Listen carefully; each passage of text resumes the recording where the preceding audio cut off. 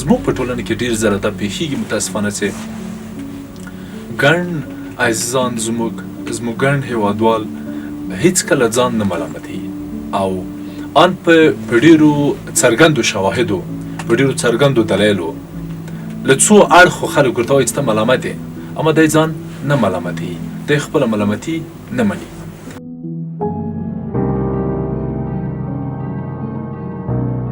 سلامونه دوستانو نن په دې اړه خبرې کوو چې ولې ځینې اړیکې ځینې چارې ځینې روابط له منځه ځي هغه لاملونه هغه دلایل هغه انګیزې هغه خبرې او هغه کارونه چې اړیکې له منځه وړي کوم دي موږ پخوا هم د اړیکو د سړېدلو د اړیکو د ستونزو په اړیکو کې د یو بنبست یا یو ګونګ حالت ته رسېدلو په اړه خبرې او بحثونه کړي وو اما نن دقیقا په خبرو بحث کوو چې نور زیاتې اړیکه له منځه وړي یعنې که دغه موارد او دغه چارې دغه چار چلند وساتل سي یا ادامه ورکړل سي اړیکې له منځه ځي په دې به بحث وکړو چې هغه کوم لاملونه دي چې اړیکې له منځه وړي یو په یو به نن تاسو سره په دې اړوند بحث وکړو بلې دوستان لومړی مورد چې زما په ګڼو مراجعینو کې او په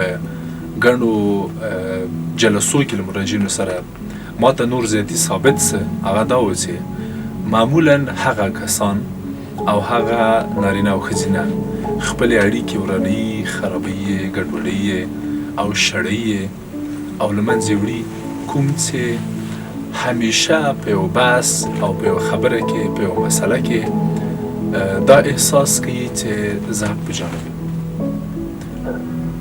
زه فکر کوم چې موږ په ټوله کې په افغانستان کې او تر یو کچه پورې په نور نړۍ کې هم دا مورد شته اما په بالغو ټولنو کې په مچور ټولنو کې په هغو ټولنو کې چې پخې دي او پخوالي ته رسېدلي دي دغه موارد نشته زموږ په ټولنه کې ډېر ځله دا پېښېږي متاسفانه چې ګڼ عزیزان زموږ ګڼ هېوادوال هېڅکله ځان نه ملامتوي او ان په ډېرو څرګندو شواهدو په ډېرو څرګندو دلایلو له څو اړخو خلک ورته وایي چې ته ملامت یې اما دی ځان نه ملامتوي دی خپله ملامتي نه مني لومړی مورد همدا ده دوستانو چې زموږ اړیکې له منځه وړي موږ تل په اړیکه کې ځان حق په جانب کړو دویم مورد چې غواړم اشاره ورته وکړم دوستانو هغه دا ده چې تل په یو اړیکه کې په یو پړاو او په یو مرحله کې د پخوانیو ستونزو د پخوانیو ربړو د پخوانیو ناندریو د پخوانیو تاویل ماویلو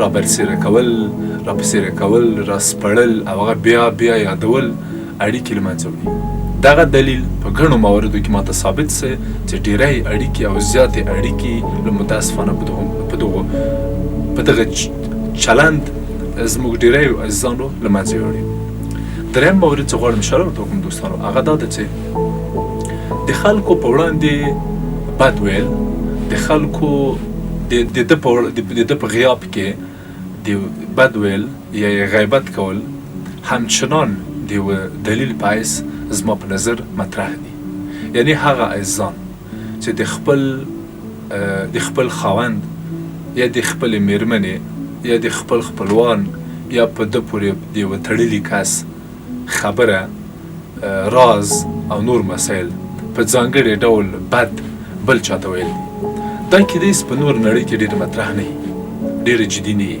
ډېره مهمه نه وي ځکه چې په هغو ټولنو کې ډېر خلک د خلکو له قضاوته نه ډارېږي د خلکو خبرې ډېرې ورته مهمه نه وي اما زموږ په ټولنه کې زموږ خلکو ته ډېر ارزښت ورکوو د خلکو خبرو ته ډېر ارزښت ورکوو په داسې یوه ټولنه کې که تاسو د یو چا راز وایي او بیا یا راجګېږئ او د خپل ملګري د خپل خاوند میرمنې خبره یا بد چاته وایه دا ستاسو اړیکه له منځه وړي او کاملا یې نابوده کوي او زه فکر نه کوم چې په دې چارچلن به تاسو وکولی شئ چې نور مخته لاړ شئ څلورم مورد چې غواړم اشاره ورته وکړم او زه فکر کوم چې دا هم یو لامل ګرځي چې اړیکه ورانه سي اړیکه له منځه لاړ سي هغه د لومړیتوبونو مسله ده په ګڼو مواردو کې زه متوجه سوی یم چې خاوند او میرمن لومړیتوب نه لري یعنې ډېر ځله موږ له خپلې میرمنې سره په دې جنګ کوو جګړه کوو شخړه کوو چې تا ولې زما خور ته داسې ویلې، تا ولې زما مور ته داسې ویلې.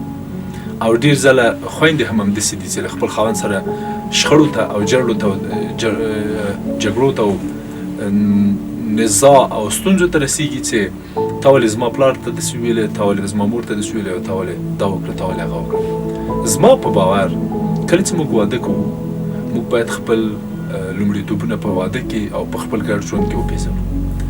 لومړیتوبونه په ګډ ژوند کې لومړی تاسو خپله لومړیتوب یې، دویم قدم کې مو خاوند یا مېرمن لومړیتوب ده، یعنې دویم پړاو لومړیتوب، دریم پړاو لومړیتوب مو بچي دي، اولادونه هم دي، دریم پړاو مور او پلار دي، او په څلورم پړاو کې خویندې ورونه او ترېندې وترونه او داسې همداسې زیاتې پورته ځي. اما برعکس زموږ په ټولنه کې، زموږ په فرهنګ کې، زموږ په پرګنو کې دا مسله داسې نه ده. برعکس تر هر څه د زامنو اړیکې له خپلو میندو سره ډېرې خوږې او ډېرې ښې. زه نه وایم چې بچي او زامن نه باید له خپلو میندو سره ښې اړیکې ولري، ورسره ودې لري، اما دغه میندې چې له خپلو بچو سره دومره انوالو دي، دخیل دي او دومره ورسره می و پی دي، له دوی نه مې هیله دا ده چې دوی لاړ شي له خپل خاوند سره خپل اړیکې ورغوي. که یوه مور راځي او خپل ټول ژوند یې زوی ګرځولی ده، زه له دغې مور هیله کوم چې خپل ټول ژوند ورسي خپل خاوند وګرځوي. ولې راځي د خپل زوی په ژوند کې مداخله کوي، او زوی هم کله کله دې ته مجبوره کوي چې د خپلې مېرمنې او د مور په منځ کې په یوه ستونزه کې راګیر سي، یعنې د دوه تیږو په منځ کې لکه د زرندې اوبه سي، اوړه سي. ولې دغسې وضعیت او دغسې حالت رامنځته کوي. دغه مورد زما په نظر اړیکې له منځه وړي، ورانوي یې نه، خرابوي یې نه، ستونزې نه ورته پېښوي، له منځه یې وړي. وروستی مورد چې غواړم اشاره ورته وکړم، هغه د نورو کسانو، د دریمو کسانو مداخلې او پرتلې دي.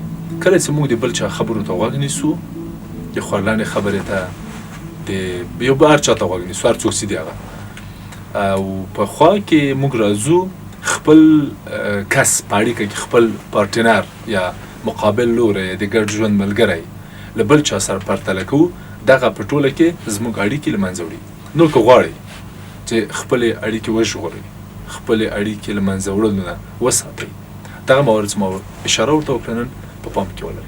زه ډېر داسې مراجعین لرم چې ما ته راځي، مراجعه کوي او عذر کوي راته چې استاد خیره یو کار وکړه. زه ورته څه وکړم؟ خیره دی، ما مېرمنې ته ورته وایي چې لږ پاکه سي.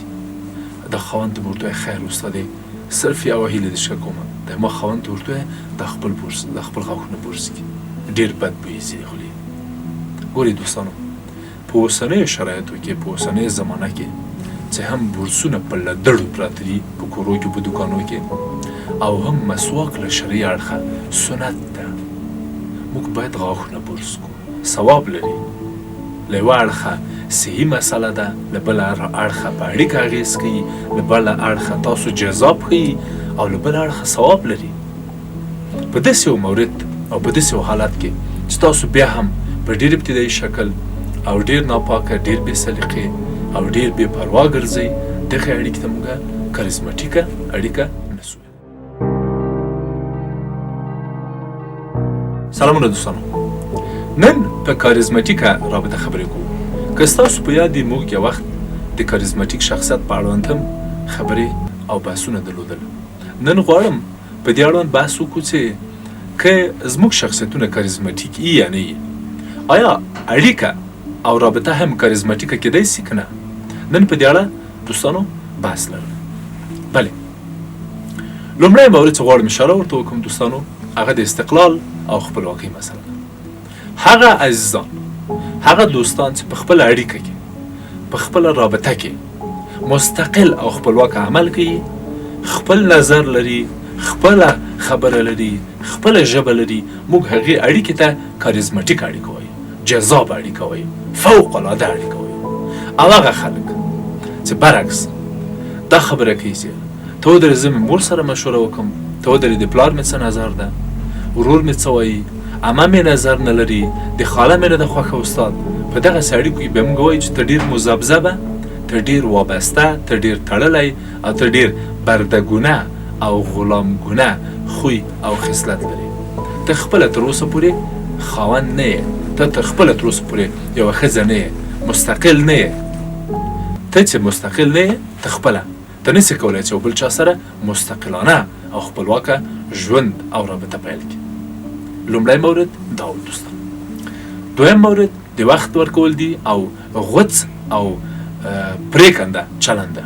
کله چې په یوه اړیکه کې مسله راځي، مشکل راځي او ته یو وخت ورکوې، یو موده، او یا ځان ته یو وخت ورکوې، یو موده ورکوې، یا مقابل لوري ته، بیا په هغه موده او هغه وخت عمل کې غوڅ برخورد کې، پرېکنده برخورد کې، پرېکنده او غوڅ تصمیم نیسې، پرېکړه نیسې، ټاکنه کوې په داسې موقعیت کې زه تا او ستا رابطې ته کاریزماټیک نوم ورکولی شم.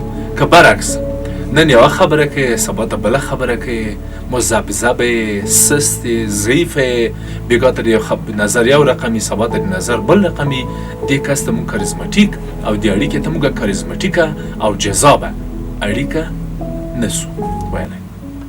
دریم مورد دوستانو د ظاهري ښکلا او سمبالښت او توجه او سنجیدګۍ مسله ده.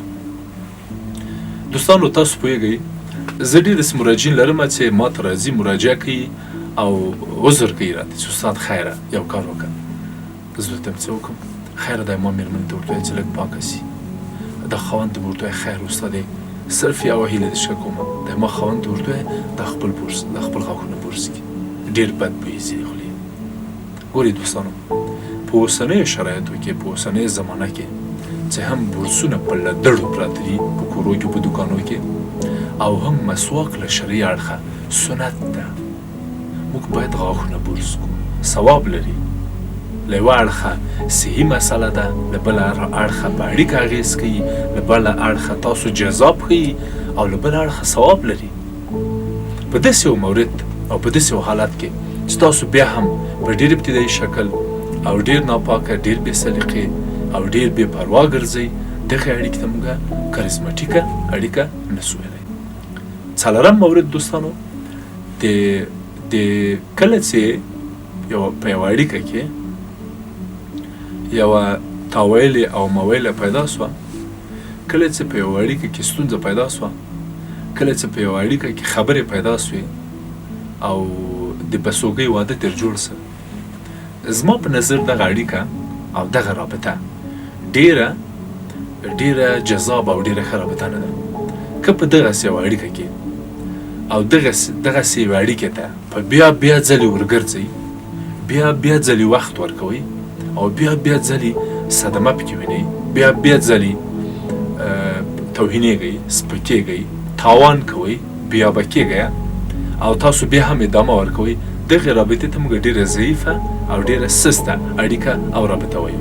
برعکس کاریزماټیکه اړیکه او کاریزماټیک ارتباطات داسې نه وي. پنځم مورد چې غواړم اشاره ورته وکړم دوستانو، هغه دا ده کله چې اړیکه ورانه سوه، کله چې اړیکه خرابه سوه او تاسو راغلی او دا تصمیم ونیوه چې نور ذاتي دا اړیکه نه ده او دا مو وویلې دا لنډۍ چې خبره لاړه ډنډوره سوه، جانانه خپل کار دې کوه خپل به کومه. په دغسې یو موقعیت کې چې دغه لنډۍ تاسو وایه او په همدې لنډۍ باور پیدا کوئ او باور پرې لرئ، بیا موږ راځو موږ په ارواپوهنه کې وایو چې دا اړیکه او ستاسو دغه چلند کاریزماټیک او جذاب او ښکلی چلند ده، پکې بریالي او موفق اوسئ. هغه عزیزان چې اړیکې ورځ تر ورځ خوږېږي، اړیکې ورځ تر ورځ خوشحاله کېږي، ښې کېږي او ورځ په ورځ یې سمبالښت راځي او جوړیږي او غوښنې کېږي، خوږېږي. د دغو اړیکو یو راز دا ده چې په دغو اړیکو کې ښکېل انسانان معمولا خپلې اړیکې ته د یوه باغ او بڼ په سترګه ګوري، د یوه ګل په سترګه ګوري او وخت نه وخت د خپل دغه باغ او د خپل دغه بڼ پالنه کوي، ساتنه یې کوي. کله چې تاسو راسئ او د خپلې اړیکې ته د یوه ګل حیثیت ورکوئ، د یوه باغ حیثیت ورکوئ او ولې کوي دغه حالت او دغه وضعیت ستاسو د اړیکې د ثبات او ستاسو د اړیکې د ژغورلو محکم کېدلو او قوي کېدلو لامل ګرځي. سلامونه دوستانو، نن په هغو اړیکو بحث کوو کوم چې نه شلېږي، کوم چې نه له منځه نه ځي. ولې ځینې اړیکې له منځه نه ځي؟ ولې ځینې اړیکې ورځ تر ورځې پخېږي، قوي کېږي، پیاوړې کېږي؟ ولې؟ په دې کې څه راز ده؟ دغه اړیکې او د دغو اړیکو راز په څه کې ده؟ نن غواړم دقیقاً دوستانو په همدې اړه څو خبرې او څو مورده تاسو سره شریکوم. بله دوستانو، لومړی مورد چې غواړم اشاره ورته وکړم هغه د غوږ مسله ده. هغه انسانان چې په اړیکو کې په خپلو اړیکو کې غوږ نیسي، په خپلو اړیکو کې مقابل ورته غوږ ږدي، دغه اړیکې او دغه انسانان د خپلو غوږ نیولو په اساس، د خپل فعال غوږ نیولو په اساس د دې لامل ګرځي چې درک شروع سي او درک شروع کړي. یعنې کله چې تاسو غوږ نیسئ درک پیلېږي، درک شروع کېږي او په کومه اړیکه کې چې درک رامنځته سي، درک پیدا سي، درک پکې راوغوړېده، پکې راوپنځېده، هغه اړیکې معمولا ښه او خوښ ساتل کېږي، هغه اړیکې معمولا خوشحاله ساتل کېږي او ښه پرمخ ځي او نه شلېږي. هر آفت او ستونزه چې ورته پیدا سي دغه خپل محکموالی هغه آفت بېرته په شا تنبیي او له منځه وړي. یو راز د دې اړیکو دا ده دوستانو. دویم راز دا ده چې په هیڅ صورت او په هیڅ وجه خپل اړیکه، خپل ارتباط او په اړیکه کې د اړیکې یو لوری یعنې انډیوال، یعنې هغه د انډي کس یا په اړیکه کې ورسره ښکېل کس په ژوند هم له بل انسان سره نه مقایسه کوي. ځکه دغه مقایسه، دغه پرتله او دغه پرتله کونې معمولا د انسان په احساساتو ډېر بد احساس او انسان ته ډېر بد احساس ورکوي. کله چې تاسو په یوه اړیکه کې مقابل لوري ته بد احساس ورکوي، مقابل لوری له تاسو نه ځي، او کله چې تاسو پرتله ونه کوئ او ښه احساس وزېږوئ په خپله اړیکه کې، دغه ښه احساس او د دغه ښه احساس رامنځته کول او را پیدا کول د دې لامل ګرځي چې ستاسو اړیکه په ژوند هم ونه شلېږي. دریم دلیل او دریم مورد چې غواړم اشاره ورته وکړم هغه د ستونزو حل ده. موږ په دې باور یو چې په هر اړیکه کې چون انسانان یو، چون له غوښو او هډوکو جوړ سوي یو، عواطف لرو، کتابونه لولو، میډیا ګورو، خواله رسنۍ ګورو، انسانان ګورو، انسانانو سره مخامخ کېږو او وخت ناوخت لویږو، غټېږو. دا ټول زموږ په اړیکو کې تغیرات راولي، زموږ په فکر کې بدلون راولي، زموږ په فکر کې زموږ فکر ته هغه ورکوي، بل حالت ورکوي، بله عاطفه ورکوي. په دغسې یو موقع او په دغسې یو مرحله کې موږ کله ناکله په خپل اړیکو کې، په خپل ژوند کې له ستونزو سره مخامخ کېږو. کله چې موږ راځو او له ستونزو سره مخامخ کېږو، بیا په خپله ټوله هوښیارۍ دغه ستونزې او دغه ربړې حلوو او له منځه یې وړو. دا د دې لامل ګرځي چې زموږ اړیکه قوي سي او زموږ اړیکه له هغو اړیکو نه حساب سي چې ونه شلېږي او له منځه لاړې نه سي. څلورم دلیل چې غواړم اشاره ورته وکړم دوستانو هغه د اړیکو پالنه ده. هغه عزیزان چې اړیکې ورځ تر ورځ خوږېږي، اړیکې ورځ تر ورځ خوشحاله کېږي، ښې کېږي او ورځ په ورځ یې سمبالښت راځي او جوړېږي او غوښنې کېږي، خوږېږي.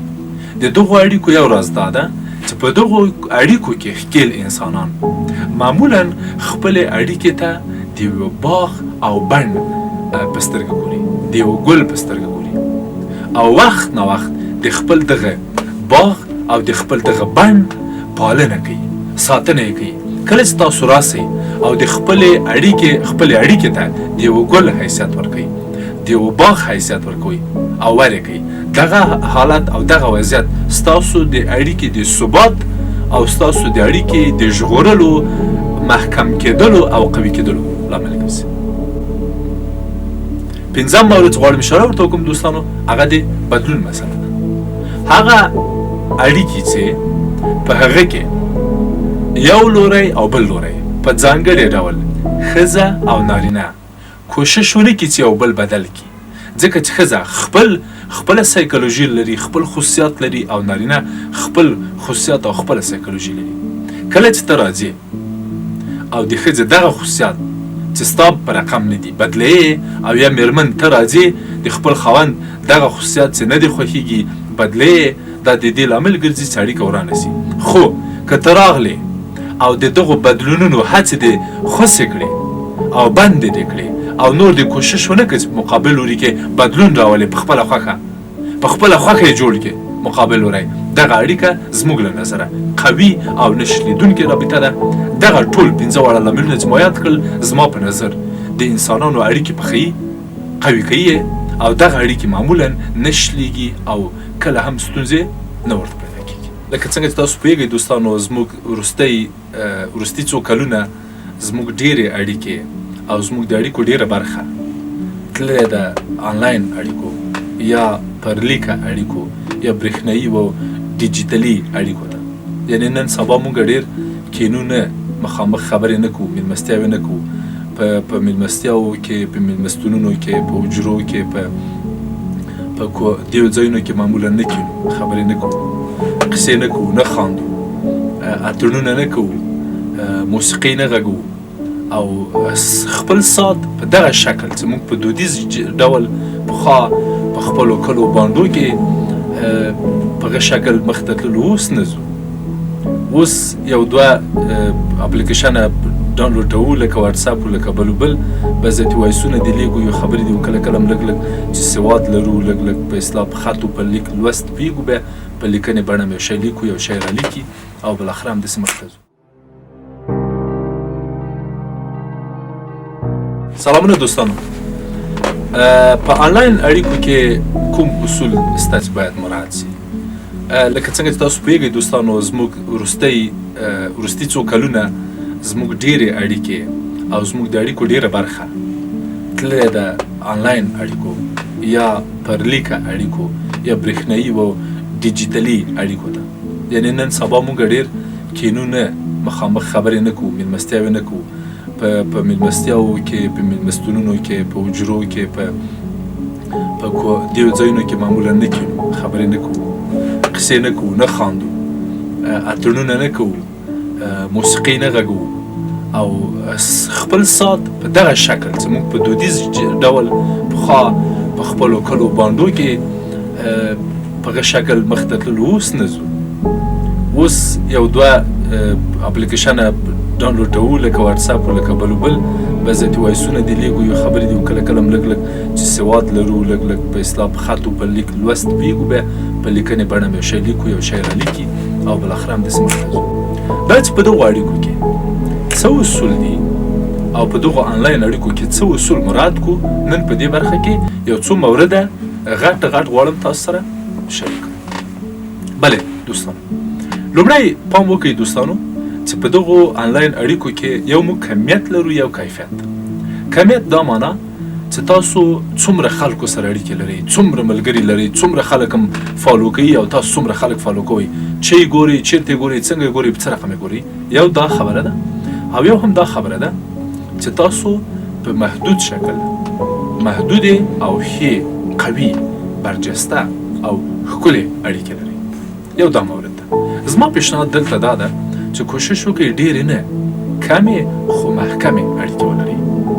کمې خو داسې اړیکې ولرئ چې رسیدګي ورته وکړئ. کمې اړیکې ولرئ خو داسې اړیکې ولرئ چې هغه تاسو ته ضرور دي، تاسو اړتیا ورته لرئ، مهمې دي، باید پام ورته وکړئ. هغه اړیکې وساتئ، باقي نور هر چا سره خبرې اترې مه کوئ.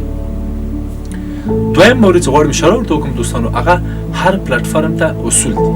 مثلا خپلو پلیټفارمونو ته اصول وټاکئ. مثلا تاسو انستاګرام د څه شي په خاطر کاروئ، تاسو فیسبوک د څه شي په خاطر کاروئ، تاسو ټویټر د څه شي په خاطر کاروئ، تاسو ټلګرام د څه شي په خاطر کاروئ، تاسو ټیک ټاک او انستاګرام د څه شي په خاطر کاروئ، تاسو واتساپ د څه شي په خاطر کاروئ، نور هم چې لرئ چې زه نه پېژنم، هغه موارد او هغه پلیټفارمونه او اپلیکیشنونه چې تاسو یې لرئ هغه زده کړئ، هغو ته اصول وټاکئ چې دغه اصول دغه پلیټفارم زه د کورنۍ اړیکو په خاطر کاروم، دغه د خپلو د زده کړو د تحصیل او د دې او دغه په خاطر کاروم، او دغه ټویټر مثلا یا په فیسبوک هم د خبرونو د دې او دغه په خاطر کاروم، کله کله ورځم نور ډېر راته مهم دي. دغسې هر پلیټفارم ته خپل اصول او خپلې تیږې کېږدئ او مراعات یې کړئ. دریم مورد چې غواړم اشاره ورته وکړم هغه هر چا سره مسیجونه او هر چا سره خبرې اترې او د هر چا پیام او مسیج ته جواب دی. هڅه وکړئ چې د هر چا مسیج ته ځواب ورنکړئ. هڅه وکړئ چې هر چا سره اړیکې ونه ساتئ په ځانګړي ډول هغو خلکو سره چې ډېر نه پېژنئ یا ورسره بېګانه یې. دا پلیټفارم او دا مورد هم تاسو سره کومک کولی شي. هغه کانالونه چې تاسو تر اوسه پورې لرئ او پکې هغه پیجونه چې تاسو پکې هغه ګروپونه چې تاسو پکې یو وارې ښه ټول سره وسنجوئ او وګورئ چې کوم په درد درته خوري، کومو کې تاسو ورننوتلي یې او ګټه یې نه درته رسولې، یا هغه کانالونه په منفي ډول روان دي یا تاسو ته منفي تشویش درکوي، سټرس درکوي، هغه ولټوئ، پیدا یې کړئ او کم یې کړئ، محدود یې کړئ، څو یې وساتئ نور ټول ایسته کړئ او له منځه یې یوسئ. وروستی مورد چې غواړم اشاره ورته وکړم هغه د یوه ضرور کانال پرېښودل دي. زه نه پوهېږم چې تاسو ته په دې برخه کې څه مشوره درکړم، اما تاسو خپل کار دی چې هر څنګه کوئ، اما زما په نظر او زما توصیه که زه یعنې ستاسو په ځای وای نو ما به کوشش کړی و چې یو کانال یا یو چینل یا یوه شبکه مې ساتلی وای. یعنې دا به نه و چې ما به په انستاګرام کې، په فیسبوک کې، په ټیک ټاک کې، په یوټیوب کې، په هر چېرته تاسو سره اړیکې درلودې او خبرې او اترې مې در سره کولی و راسه او درسه. یعنې ایمیل مې خپلو خاصو او رسمي کارو ته ساته او واتساپ مې هم د خپلو اړیکو لپاره، یو چینل هم چې یا یوټیوب یا انستاګرام مې د ځینو اطلاعاتي او یا ساتیري یا بوختیاو لپاره ساته او نور زیاتي دونه وخت په خواله رسنیو کې نه ضایع کوم، دونه وخت مې خواله رسنیو ته نه ورکوم. اوس کې داسې دوستانو له مانه پوښتنه وکړي چې ښایي استاد تاسو نو ولې ټولو چینلونو کې په ټولو برخو کې فعال یې؟ زه نه یم فعال دوستانو، زه په ډېرو چینلونو کې نه یم. زه ډېر کم وخت لرم چې د خپلو عزیزانو یا مراجعینو یا مریضانو پیامونه په انستاګرام، په فیسبوک او په یوټیوب کې ځواب کړم. باقي شبکو ته خو بیخي نه یم خوځې. او که احیانا تاسو وایئ چې نه استاد موږ لیدلي دي فعاله دي دا دي هغه دي، هغه زه نه یم دوستانو، هغه مې نورو خلکو ته ورسپارلي، هغه نور خلک چلوي، هغه نور خلک پروګرام کوي، هغه زموږ د دفتر همکاران مختبي. یوازې یوټیوب، انستاګرام او فیسبوک چې غټه برخه خلک پکې دي او هغه هلته ځینې محرم مسایل او سوالونو پیامونه خلک ماته رالیږي هغه مؤثره دي او زه مختبي کې ځم او هغو ته زه ځواب ورکوم او جواب پکې لیکم. تاسو بې ګورئ چې وخت نه وخت زه په خپلو ادبیاتو، په خپلو لیکنو، په خپلو ګوتو هغه ځوابونه لیکم او خلکو سره خبرې اترې لرم. او که پوه سم چې هغه ما پورې اړه نه لري، هغه باید ریفر سي یا باید هغه په سره بل رقم بحث وسي، خپله شمېره ورته کړم چې دغه شمېره زما د دفتر شمېره ده، تاسو ورسئ زنګ ورته ووایئ او بیا مراجعه وکړئ، هغه مشکل تاسو لرئ هغو سره یې حل کړئ، ځکه چې هغه د دفتر کار دی. په دغسې ډول که موږ ټول راسو او خپلو شبکو ته او خپلو خواله رسنیو ته اصول وټاکو، موږ کولی سو پکې بریالي، موفقه او خوشحاله اوسو او خپل اړیکې هم وساتو، خپل روابط هم وساتو. موږ ډېر ځله زموږ چارې، زموږ کړنې دي چې زموږ د مقابل لوري چارې او کړنې بدلوي، جوړوي. یعنې انسانان موږ ته ګوري او خپل اړیکه له موږ سره جوړوي. موږ درد ورکوو، اړیکه به خرابوي، موږ غم ورکوو، موږ به خپله یو ورځ غمجن کېږو. خلاص. سلامونه دوستان. آیا انسانان په خپله بدلیږي؟ دا پوښتنه مې ځکه مطرح کړه چې تاسو خپله هم په دې اړه فکر وکړئ. زه به دې خبرې ته او دې پوښتنې ته ځینې مسلې او ځینې پیوندونه ورکړم، ځینې دلایل به ورته راپیدا کړم چې زما له نظره هغه مطرح دي او زه تجربه لرم. اما تاسو هم فکر وکړئ، آیا انسانان په خپله بدلیږي؟ آیا د یو انسان بدلون او د یو انسان په بدلیدو موږ د هغه په جاغه کې لاس ور واچوو، د هغه کالي څیرې کړو یا یې ووهو، او که نه په خپلو چارو او په خپلو کړنو فکر وکړو؟ دې پوښتنې ته غواړم په دې پوښتنه فکر وکړئ او غور پې وکئ او وګورئ چې تاسو خپله په خپل ذهن کې دې پوښتنې ته څه ځواب لرئ. بلې دوستانو، نن په دې اړه بحث لرو چې ولې انسانان خپل چارچلند او خپل اړیکې په یو شکل او په یو حالت او یو مرحلې ته رسوي او په یو رقم یې مخته بیایي. لومړی مورد چې غواړم اشاره ورته وکړم دوستانو، انسانان په خپله نه بدلیږي. انسانان یې له دردونو جوړیږي. هر انسان یې خپلو دردونو جوړ کړی دی. هر انسان خپلو غمونو جوړ کړی دی. انسانان د دردونو، د غمونو او د زخمونو ټولګې دي. کله چې تاسو راځئ او دغه اړیکه او دغه حالت او په دغه اړیکه او دغه حالت کې خپلې اړیکې ته ادامه ورکوئ، مخته یې بیایي، دا د دې لامل ګرځي چې په خپل خاص شکل او په خپل خاص ډول مخته لاړ شئ. یعنې که تاسو په یوه اړیکه کې خپل مقابل لوري ته درد ورکوئ او د هغوی دردونه راژوندي کوئ، تاسو په خپل اړیکه کې یو مقابل لوري ته یو غم ورکوئ او د مقابل لوري غمونه راژوندي کوئ او تازه کوئ او یا په اصطلاح ایرې تر لرې کوئ، د هغوی د غمونو او د دردونو سکاره او سکروټې راپرسیره کوئ. دغه حالت او وضعیت ډېر ځله موږ په خپله ترسره کوو. یعنې موږ ډېر ځله زموږ چارې، زموږ کړنې دي چې زموږ د مقابل لوري چارې او کړنې بدلوي، جوړوي. یعنې انسانان موږ ته ګوري او خپل اړیکه له موږ سره جوړوي. موږ درد ورکوو، اړیکه به خرابوي. موږ غم ورکوو، موږ به خپله یو ورځ غمجن کیږو. خلاص. دویم مورد د لیوالتیا او د علاقمندۍ مسله ده.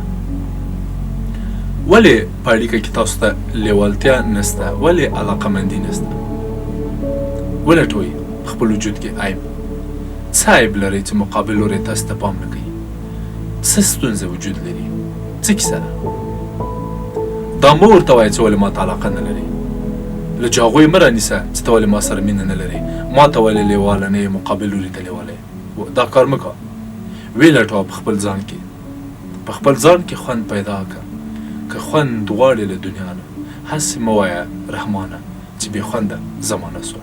ډېر ځله ما ته ځینې مراجعین راځي او ما ته وایي چې استاد ما سره مې مثلا میرمن راځي ما ته وایي چې استاد ما سره مې خاوند خیانت کوي. زه ورته وایم ته خپله څنګه یې اړیکې دې څه ډول دي ورسره؟ والله دا 3-4 میاشتې کېږي چې ما نه ده پرېښی چې ما سره جنسي اړیکه ولري. بیا زه ورته وایم چې ښه څه وکړي؟ نه نو خو پلانی وخت یې داسې وکړه، په بستانکۍ وخت یې داسې راته ویلې، زه واده ته پرې نه ښودم، کالي داسې سو، کپړې داسې سول. ښه، یعنې د دغه خیانت او د دغه خیانت د کولو 50 په 100 کې لامل دی. دا خبره زما دا معنا نه ورکوي چې خاوند باید دا خیانت توجیه کړي چې بلې استاد آفرین زه واقعا حق به جانب یم چې زه راغلم خیانت مو. نه ورور، هیڅ خیانت توجیه نه لري. که تا او ستا مېرمنې ستونزه لرله او ته بلې ښځې ته او خیانت ته مجبوره کېدلې، د خپلې ښځې ستونزه به دې حل کړې وه، خپلې ستونزه سره به خپلې مېرمنې سره به دې خبرې کړې وې. استاد نه اورېدې، ما ډېرې خبرې ورته وکړې، روانشناس ته به دې ورستلې وه، دقیقې خبرې به دې کړې وې، مسلکي مداخلت ته به دې ضرورت پیدا کړی وه، دقیقه درملنه به دې کړې وه. دا څه معنا ورکوي چې تا خبرې ورسره کړي دي؟ تا په خبرو خو څوک نه جوړېږي که نه؟ ته خو ارواپوه نه یې، ته خو یو مسلکي کس نه یې، ته خو هغه نه یې د انسانانو د اړیکو د ژغورونکو متخصص، ته یو خاوند وې د اړیکې یو لوری وې. دریم مورد چې غواړم اشاره ورته وکړم دوستانو، هغه د مشورو، د خبرو، د امر و نهیه مسله ده. کله چې تاسو راځئ همیشه امر و نهیه کوئ، مشورې ورکوئ، خبرې کوئ، خبرې ورته کوئ، نصیحتونه ورته کوئ، انتقادونه پرې کوئ، لارې ورښیئ، تاسو خپله د دې لامل ګرځئ چې اړیکه له عاطفي اړیکو نه لرې سي، له عاطفي اړیکو نه فاصله واخلي. یعنې په خپل لاس تاسو خپله عاطفي اړیکه یو بلې اړیکې ته بیایئ. مثلا کله چې تاسو امر نهیه کوئ، واضح خبره چې تاسو د امر بالمعروف او نهی عن المنکر کارکوونکی کېږئ. کله چې تاسو د قوانینو کار کوئ، د پولیسو حیثیت پیدا کوئ. کله چې تاسو د هدایت کوئ، لارې چارې ورښیئ، خو تاسو یو ښوونکی. کله چې تاسو هغه کوئ، ډېره توجه ورته کوئ، ډېر پام ورته کوئ، خو تاسو مور کېږئ، پلار کېږئ. تاسو مور یې، پلار یې که معلم یې؟ نه، زه فکر کوم چې تاسو د ګډ ژوند ملګری یې، یعنې تاسو دوست یې، تاسو د دوست په شکل او په حیث پاتې سئ. نورو موارد او نور مسایلو ته من نه ننوځئ پرېږدئ چې هر څوک خپل کار وکړي پولیس دې خپل کار کوي معلم دې خپل کار کوي که احیانا تاسو د تاسو مېرمنې لارښوونې ته ضرورت درلوده لارښود ته یې ورغلئ که ستاسو مېرمنې قانوني مسله درلودله بیا له قانوني مراجعو نه استفاده وکړئ له دیني مراجعو نه استفاده وکړئ چې لار و چاره ورته وښیي تاسو خپله ورته دیني عالم مه جوړېږئ تاسو خپل اروپان مه جوړېږئ هلته ورته ناست یې لیکچرونه ورکوئ تاسو اروپا نه یې کېدای شي اشتباه وکړئ کېدای شي غلطي وکړئ کېدای شي خبره نور هم خرابه کړئ څلورم مورد د مینې او پاملرنې مسله ده تاسو په کومه کچه مینه کوئ څومره پاملرنه کوئ څومره توجه کوئ دغه کچه او دغه اندازه چې تاسو په مینه کې لرئ څنګه تاسو پوه شئ چې دومره مینې ته ضرورت ده تاسو څومره خواږه سوي څومره شیرین سوي زه باور لرم چې اړیکې باید خوږې او شیرینې خو کله کله اړیکې دومره خوږې او دومره شیرینې سي چې د مقابل لوري ستونی خوږ کړي او یا مقابل لوری هغه کس یا هغه اړیکه یا هغه فرد یا هغه شیریني تېره کړي دومره مه خوږوي وروستی مورد چې غواړم اشاره وکړم د یوې نتیجې په حیث هغه دا ده چې دا په یاد ولرئ دوستانو په اړیکو کې دا مقابل لوری نه ده چې حالت وضعیت او شکل ورکوي اړیکې ته دا ستاسو چلند ده هر ډول چلند چې ورسره وکړئ اړیکه به هماغه شکل وي که د یو زوی په سترګه ورته ګورئ یا مور بسئ که د یو مجرم په سترګه ورته ګورئ پولیس بسئ که رسیدګي ورته وکړئ رسیدګي به درته وکړي که مینه ورسره وکړئ مینه به درسره وکړي که توهین ورته وکړئ چې پښه درته برابره شوله لغته به درکړي که نازواني مو ورسره وکړله نازواني به درسره وکړي که م خفه که یا م خفه کړله په اړیکه کې مقابل لوری خفه به مو کړي او وبه مو ځوروي یعنې دا تاسو خپله یې چې په اړیکه کې په یو بالغه اړیکه کې په یو ښه اړیکه کې دا تاسو خپله یې چې وضعیت او حالت جوړوئ او شکل ورکوئ هر څومره چې په یو اړیکه کې جنګ و جګړې او دعوا زیاته سي هر څومره چې مشاجرې زیاتې سي منازعې زیاتې سي کشمکش زیات سي تزلزل زیات سي جنګ و جګړې زیاتې سي تاویل ماویل زیاتې سي خبرې زیاتې سي خلاصه هغه اړیکه ورو ورو له عاطفي اړیکې نه اوړي او د جنګ او جګړې میدان باندې په میدان بدلیږي سلامونه دوستانو نن د عاطفي اړیکو په اړتیاو خبرې کوو عاطفي اړیکې یا عاطفي روابط څه اړتیا لري هغه کومې اړتیاوې دي چې موږ باید په عاطفي اړیکو کې په نظر کې ولرو هغه کومې عاطفي اړیکې چې موږ باید پام ورته وکړو بلې دوستانو لومړی مورد چې غواړم اشاره ورته وکړم هغه د اړیکو ته د مرحلو ورکولو مسله ده موږ نه باید په یوه اړیکه کې تل یوه حالت ته انتظار او د یوه حالت توقع ولرو موږ سره په نامزادۍ کې په دغه رقم و په واده کې په دغه رقم و وروسته له واده وروسته له بچي پیدا کېدلو نه دغسې ده دا یا مثلا 2 میاشتې مخکې داسې وه اوس 4 میاشتې 2 میاشتې وروسته داسې سوی ده او خدای خبر چې په آینده کې به څه رقم کېږي انسانان وخت نه وخت تغییر کوي دوستان دغه خپله اړیکې چې دي دا مرحلې لري یو وخت کې دا اړیکه ډېره جذابه وي ډېره مانیک وي ډېره شیدایي لري ډېره مستي لري او بیا په خپل حالت کې ورو ورو نورمال او عادي حالت ته راځي موږ نه باید په هغه شیدایي یا مانیک حالت کې پاتې شو موږ باید دا ومنو چې هغه مرحله یوه شیدایي وه او اوس اصلي مرحله اوس ده هغه وخت موږ افراط کړی هغه وخت موږ لږ له حده وتلي وو یا مو ډېر د دې مسلې ته هغه ورکړی وو او یا کوم محرومیت ورڅه چې و خلاصه هغه وخت هغه مرحله وه هماغه تېره سوله اوس موږ باید ځینو نورو مسایلو ته پام وکړو لومړی مورد دا ده دویم مورد د مشاجرو او د جنګ خبرې دي هر څومره چې په یوه اړیکه کې جنګ و جګړې او دعوا زیاته سي هر څومره چې مشاجرې زیاتې سي منازعې زیاتې سي کشمکش زیات سي تزلزل زیات سي جنګ و جګړې زیاتې سي تاویل ماویل زیاتې سي خبرې زیاتې سي خلاصه هغه اړیکه ورو ورو له عاطفي اړیکې نه اوړي او د جنګ او جګړې میدان باندې په میدان بدلیږي یعنې تاسو نور زیاتي دوه ملګري نه یې تاسو نور زیاتي دوه لوري یې د جګړې دوه لوري یې چې تاسو له هغې اړخه ډزې کوئ او دوی له دې اړخه ډزې کوئ تاسو کوشش کوئ چې دا لوری پرېږدئ د میدان پرېښودو ته او هغه لوري کوشش کوي چې تاسو د منځه ویسي او د میدان وګټي. اړیکې د جګړو میدان نه ده، اړیکې د بوسکشۍ میدان نه ده، اړیکې د مینې میدان ده، اړیکې د محبت میدان ده. په اړیکو کې باید تاسو مینې او محبت ته پام وکړئ. په اړیکو کې تاسو دې ته پام وکړئ چې خپله خبره په ثابته کړئ. په اړیکو کې کوشش مه کوئ چې خپل حق ترلاسه کړئ یا خپل حق ثابت کړئ یا خپل جانب ثابت سئ. په اړیکو کې تاسو ایثار او فداکارۍ ته ضرورت لرئ.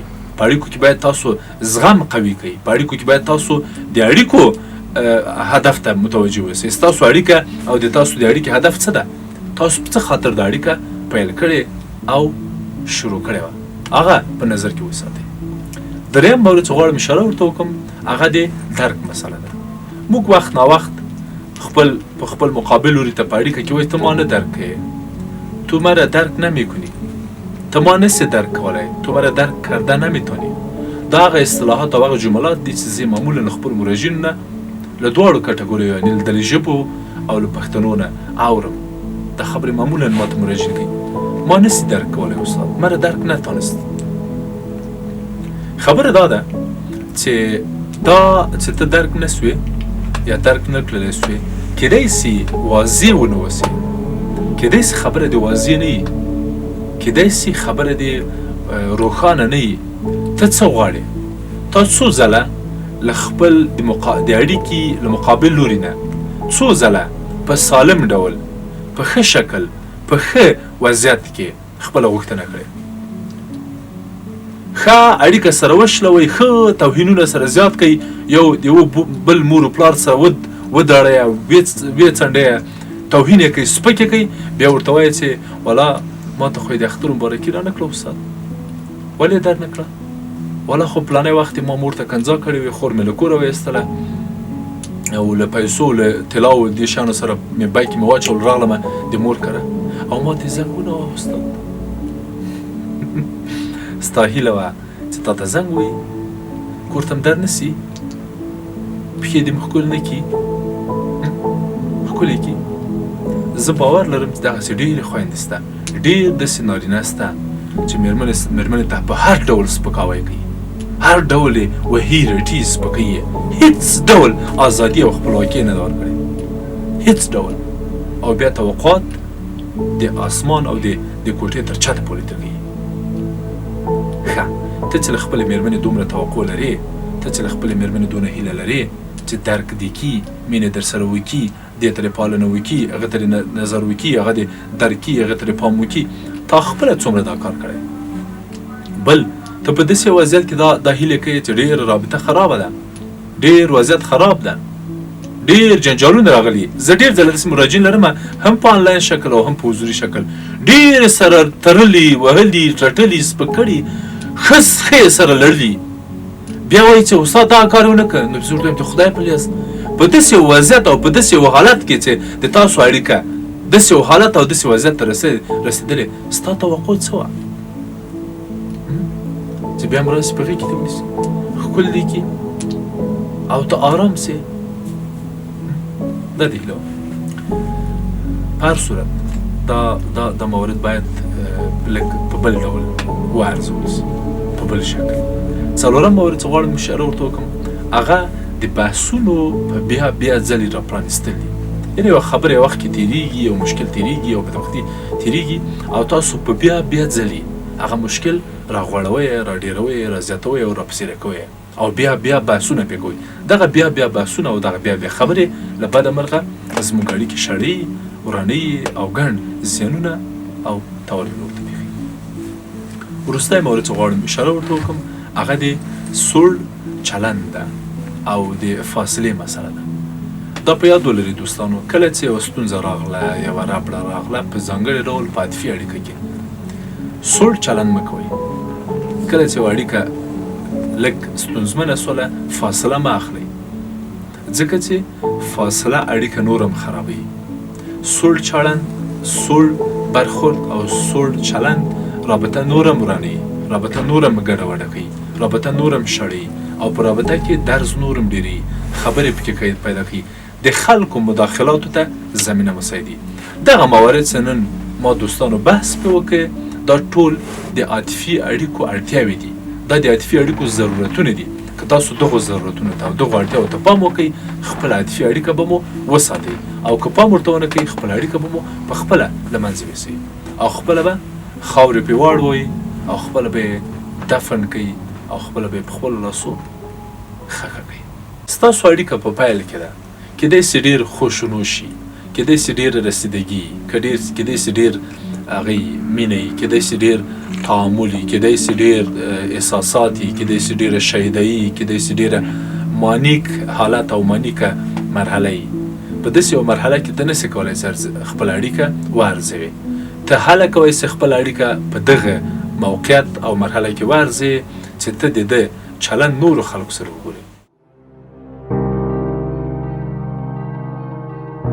سلامونه دوستانو موږ په یو بله خپرونه کې هم په دې اړه بحث کړی و چې کله چې لومړی لړۍ اړیکې یا د اړیکو لړۍ په پیل کې وه موږ کوم مسایل یا کوم موارد په نظر کې ونیسو نن په دې اړه بحث کوم که اړیکه په لومړیو کې وه موږ څنګه ارزونه وکړو یعنی ما په یوه بله خپرونه کې په همدغه لړۍ کې په دې اړه بحث کړی و چې که احیانا اړیکه په لومړیو کې وه یا په درشل کې وه نو په دغو مواردو باندې فکر وکړئ نن غواړم په دې اړه تاسو سره ځینې مسایل شریک کړم چې که اړیکه په پیل کې وه څنګه یې وارزوئ هغه ارزونه چې تاسو په پیل کې کوی سئ د هغې ارزونې موارد او مفاهیم او اصول څه دي موږ کوم موارد په نظر کې ونیسو چې هغه اړیکه پکې وارزولی سو بلې دوستانو نن په همدې اړه بحث او خبرې لرو لومړی مورد چې غواړم اشاره درته وکړم په دې اړوند او تاسو سره یې شریک کړم هغه د حدودو او د هغو ارزښتونو مسله ده چې تاسو ته ارزښت لري تاسو ته مهم دي تاسو ته ارزښتمن دي او مقابل لوری درناوی نه ورته کوي که احیانا ستاسو حدودو ته ستاسو شخصیت ته ستاسو ژبې ته ستاسو مذهب ته اوس کیدای سي دوستان وایي دا حدود چی دي ستاسو ژبه ستاسو مذهب ستاسو تحصیلي رشته ستاسو قوم ستاسو نژاد ستاسو او هغه څه چې تاسو ته ډېر ارزښت لري هر څه چې دي هغو ته دی یا دا څومره ارزښت ورکوي څومره هغو ارزښتونو ته درناوی لري دغه درناوی وارزوئ که احیانا درناوی و اړیکه صحیح ارزیابي ده او که احیانا درناوی نه و اړیکه او د اړیکې ارزونه او پایله منفي ده هر څومره دا اړیکه وغځې تر اخره پورې به په همدغه شکل او همدغه رقم وي ځکه چې په دغه ارزونه کې معلومیږي چې ستاسو شخصیتونه او ستاسو په اصطلاح جوړجاړی په راتلونکي کې هم لږ سخت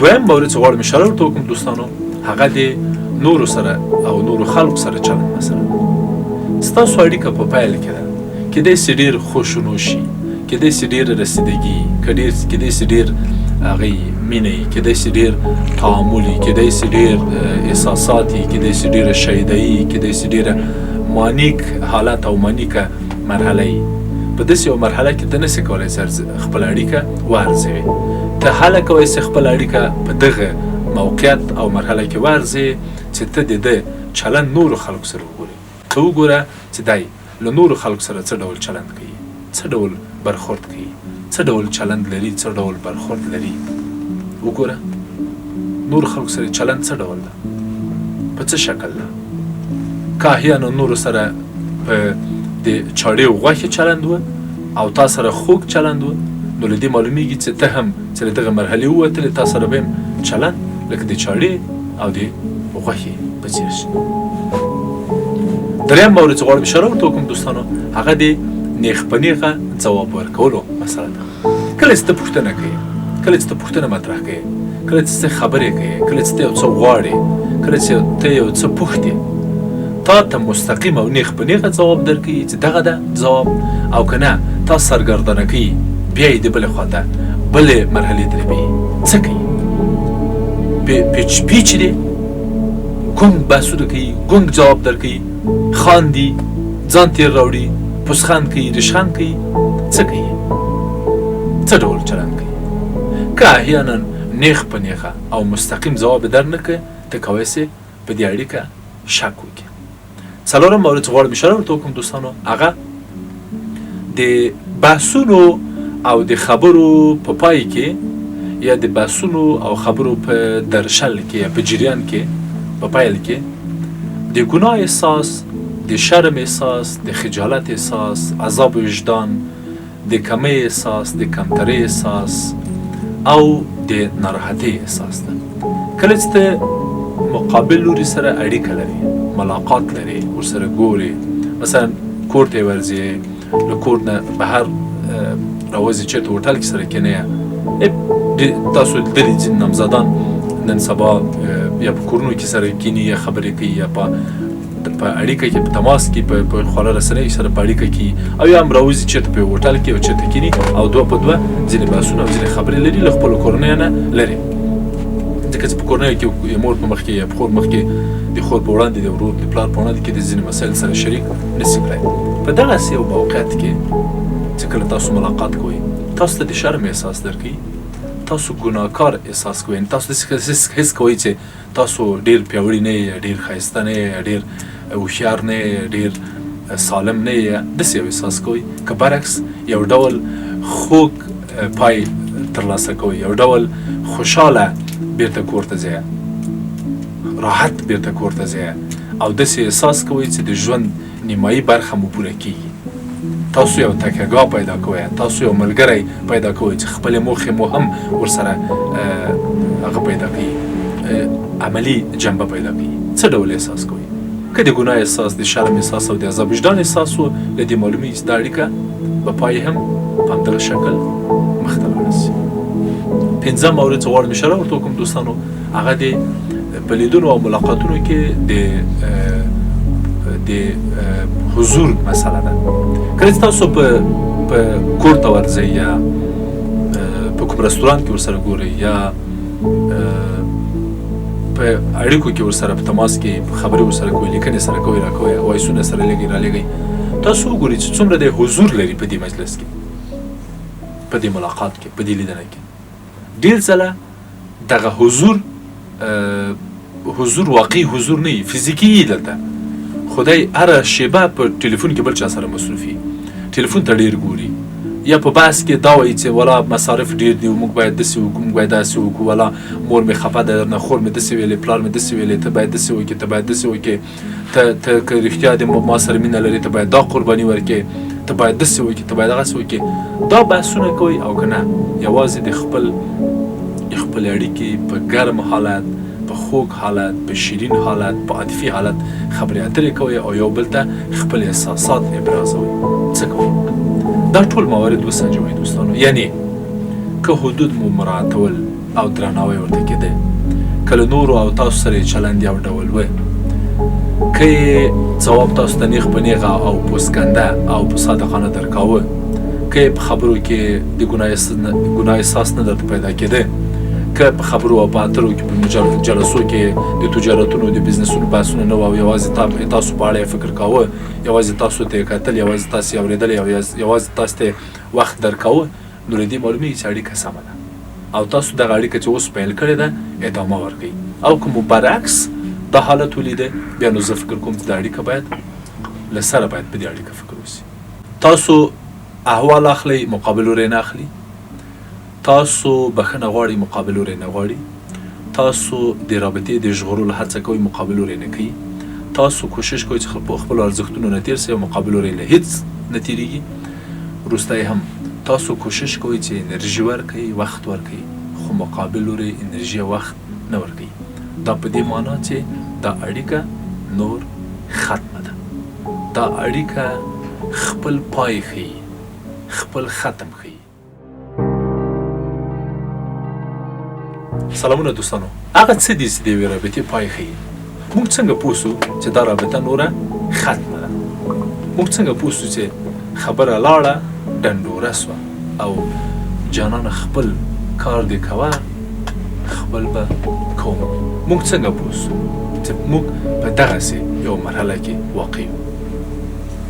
آیا داسې څه شته چې موږ سره په دې برخه کې کومک وکړي چې زموږ د رابطې پای راوښیي، موږ ته دا وښیي چې رابطه خلاصه سوې او که نه؟ بلې دوستانو، ځینې موارد شته چې غواړم تاسو سره شریک کړم. بلې لومړی مورد چې غواړم اشاره ورته وکړم هغه د څو برابره وخت او انرژي مسله ده. که احیانا تاسو په یوه رابطه کې او په دې رابطه کې نظر له مقابل لوري تاسو ډیره انرژي ورکوئ، تاسو ډیر وخت ورکوئ او یوازې ستاسو د وخت او د انرژي دا رابطه ساتلې، موږ دا انګیرو چې دا اړیکه صرف تاسو په خپل وخت او انرژي ساتلې، د مقابل لوري لپاره دا اړیکه خلاصه ده او ستاسو چارو، ستاسو زحمت او ستاسو خواري نور کومک او مرسته نشي کولی. هر هغه شیبه چې تاسو تصمیم ونیوه چې وخت ورنکئ او نور انرژي ورنکئ، هماغه شیبه اړیکه له منځه ځي، ځکه چې تر دا اوسه پورې چې اړیکه وه تاسو ساتلې وه. یعنې دغه کار د دې ښکارندویي او څرګندویي کوي چې دا اړیکه د مقابل لوري لپاره ختمه ده او دا چې ولې تر اوسه پورې پاتې ده کیدای شي ځینې نور دلایل او انګیزې ولري. لومړی کیدای شي تاسو تهدید کړئ، دویم کیدای شي زړه یې در باندې سوځي، کیدای شي ډارېږي چې ځان مړ نه کړي، کیدای شي بله مسله به وي، کیدای شي نه غواړي چې بل چا سره اړیکې وساتي، تا خپل ځان سره ساتي منتها هغه نه لري درته هېڅ خاص فکر او خاص لیوالتیا ستا په اړوند نه لري. دویم مورد چې غواړم اشاره ورته وکړم دوستانو، هغه کله چې ته په دې اړیکه کې مخته ځې له خپلو ارزښتونو تېرېږي او خپل ټول ارزښتونه د مقابل لوری له پښو لاندې کوي او بیا هم فاصله اخلي، بیا هم لرې کېږي. که احیانا داسې یوه مرحله راغله چې تاسو په یوه اړیکه کې په بیا ځلې له خپلو ارزښتونو تېرېږئ ولې مقابل لوری بیا هم تاسو ته اهمیت نه درکوي، دا په دې معنا ده چې دا اړیکه نوره مقابل لوري ته ختمه ده.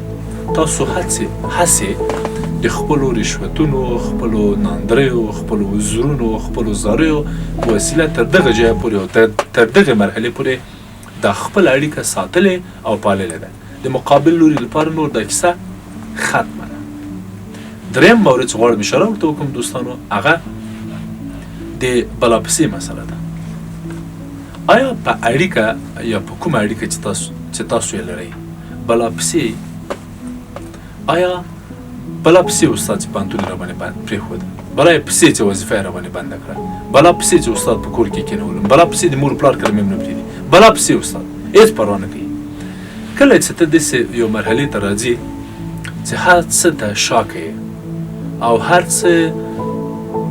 څه بلاپسې کوې او یوازې ته کوشش کوې چې اړیکه وساتې، له خپلو ټولو هیلو تېرېږي او هر څه پسې بلا کوې تر څو دا اړیکه وساتل شي او مقابل لوری له هېڅ نه تېرېږي او په هر وار له تا قرباني اخلي، دا رابطه ختمه ده. ته کیدای شي دې ته د رابطې نوم ورکړې، خو زه د یوه طرفه او یو اړخیزه مینې نوم ورکولی شم. یوه طرفه مینه ده، یا هم اجازه راکړه دا ووایم چې مینه هم نه ده، صرف یو تړاو ده، یو وابستگی ده، ته صرف په یو چا پورې وابسته یې، مینه نسته. څلورم مورد چې غواړم اشاره ورته وکړم دوستانو، هغه د شخړو مسله ده او د عذر بښنې مسله ده. آیا کله چې شخړه راځي ستاسو منځ کې، کله چې ستونزه راځي ستاسو منځ کې، کله چې بحث او خبرې راځي، تا ویلې ما ویلې راځي او ستونزې ډېرېږي، جګړې او شخړې او جنجالونه ډېرېږي، نزاع او کشمکش پیدا کېږي. په دغه نزاع او کشمکش کې هر ځل تاسو بښنه غواړئ، هر ځل تاسو ورځئ، په بیا ځلې ورځئ. دا اړیکه زما له نظره یوه ختمه اړیکه ده. تاسو صرف په بیا ځلې ورتګ، صرف په بیا ځلې قرباني ورکوئ، اړیکه ختمه ده.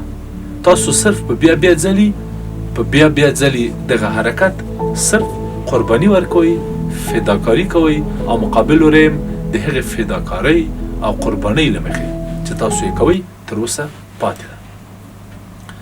وروستی مورد چې غواړم اشاره ورته وکړم دوستانو، هغه د اړیکو د پوښتنو او د احوال مسله ده. څومره احوال اخلي، څومره اړیکه نیسي په هغو وروستیو 100 پیغامونو کې چې ستاسو ترمنځ رد و بدل سول. څو په لومړي ځل هغه لوري ول، 5 باقي 15 نوي مسجه یا پیامه یا احواله یا پوښتنې یا زنګونه تاسې کړي وو. بله دا معنا دا په دې معنا ده چې دا 15 نوي په سلو کې مسجونه او پیامونه یعنی اړیکه ختمه ده، د هغه لپاره ختمه ده. بیا هم غواړم په لنډ ډول دوستانو ځینې مسایل شریکوم درسره، لنډ په لنډ شکل غورچان او په اصطلاح نتیجه ګیري او پایله. تاسو احوال اخلي، مقابل لوري نه اخلي. تاسو بخښنه غواړئ، مقابل لوري نه غواړي. تاسو د رابطې د ژغورلو هڅه کوئ، مقابل لوري نه کوي. تاسو کوشش کوئ چې په خپلو ارزښتونو نه تېر سئ او مقابل لوري له هېڅ نه تېرېږي. وروسته هم تاسو کوشش کوئ چې انرژي ورکوئ، وخت ورکوئ، خو مقابل لوري انرژي او وخت نه ورکوي. دا په دې معنا چې دا اړیکه نور ختمه ده، دا اړیکه خپل پای ښیي، خپل ختم ښیي. او د مقابل لوري لپاره دا آیت لوستل سوی چې انا لله و انا الیه راجعون، د هغه لپاره دا فاتحه اخیستل سوې. دا ته چې توهم لري او ځان ته فریب ورکوي، ځان غولوي، که نه خبر خو څرګنده ده.